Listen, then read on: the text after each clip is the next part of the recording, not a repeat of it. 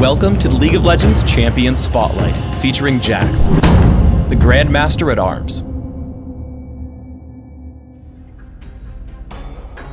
Jax is a melee fighter and duelist, adept at killing targets one at a time, while surviving attacks from surrounding enemies.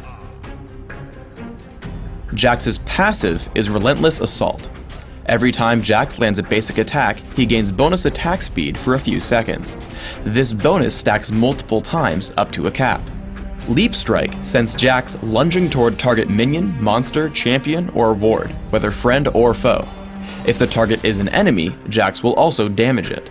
Max Leap Strike by level 13 for mobility and damage output, taking 1 point by level 3 for jungling, and a point at level 1 when laning.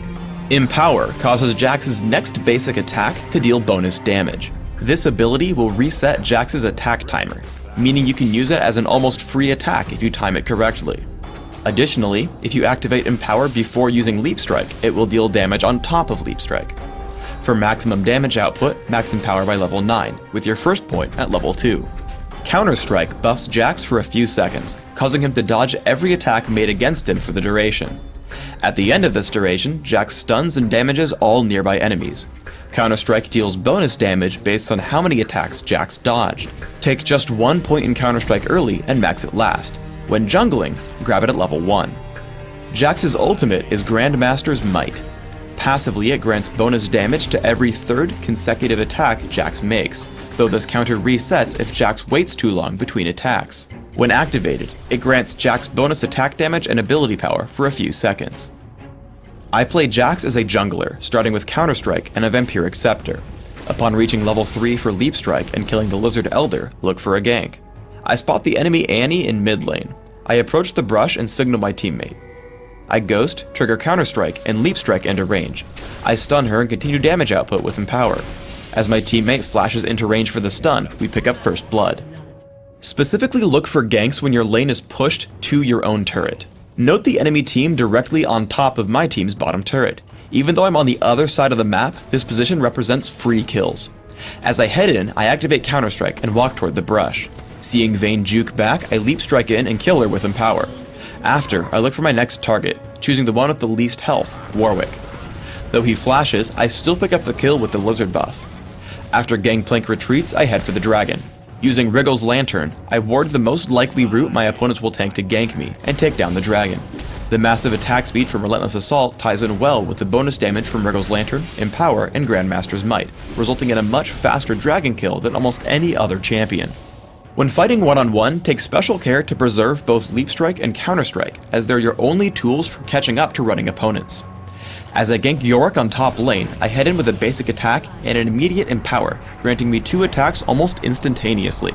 Once he starts running, I trigger Counter-Strike for the stun. Yorick survives Leap Strike, so I close the gap with Ghost for another Empower and the passive trigger from Grandmaster's Might, picking up the kill. Remember that Leap Strike can be used on your own wards as an escape tool. As a teamfight erupts, both Warwick and Gangplank target me for their ultimates. While I'm certain to die normally, I drop a Sight Ward and leave Cannon Barrage with Leap Strike. As they're still chasing me, I activate Counter-Strike to mitigate some more damage. Since they just won't give up, I drop a second ward over the wall toward Baron Nashor, Leap Strike to it, and just barely escape with under 100 health. In teamfights, try not to go in first, as you're more useful as a damage source than an initiator. Warwick and Yorick jump our Annie, so I Leap Strike in and start pummeling them. After grabbing 2 kills, I move toward the most important target of the fight, Vayne. Between Leap Strike and Ghost, I keep up with her, forcing her to run as my team cleans up the rest of the fight.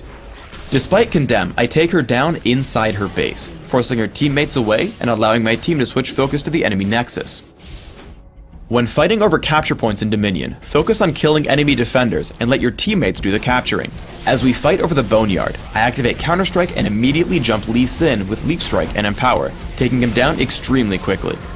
Now 4 versus 1, I head for Leona. My aggression pushes her away while Karma starts to capture.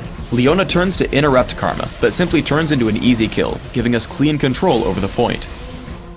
Jax's ability set makes him one of the game's top duelists. I pick a fight with Tryndamere. I land 1 basic attack, then immediately trigger Empower to get a quick second hit. My third attack triggers Grandmaster's Might, and I activate Counter-Strike to mitigate his damage output, bringing Tryndamere to 1 health before I've lost any. He exhausts me and triggers his ultimate, so I run until Undying Rage times out. I land Leap Strike right as it ends, grabbing the kill and control over the refinery. For runes, I take flat attack damage marks, flat armor seals, attack speed glyphs, and flat attack damage quintessences.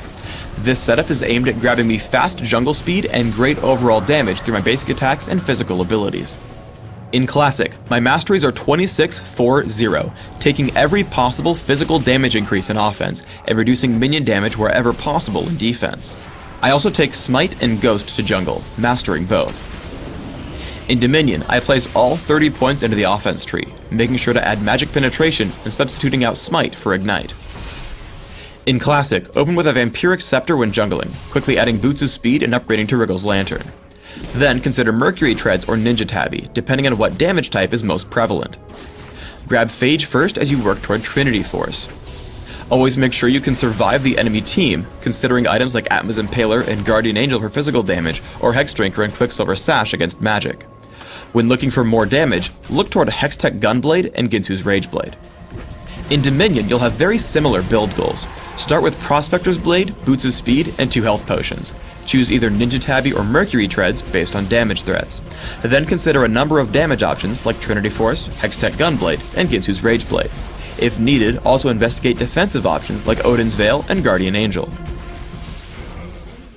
Thanks for tuning in to the Jax Champion Spotlight. Please subscribe to the Riot Games YouTube channel above, and don't forget to thumbs us up just below the video.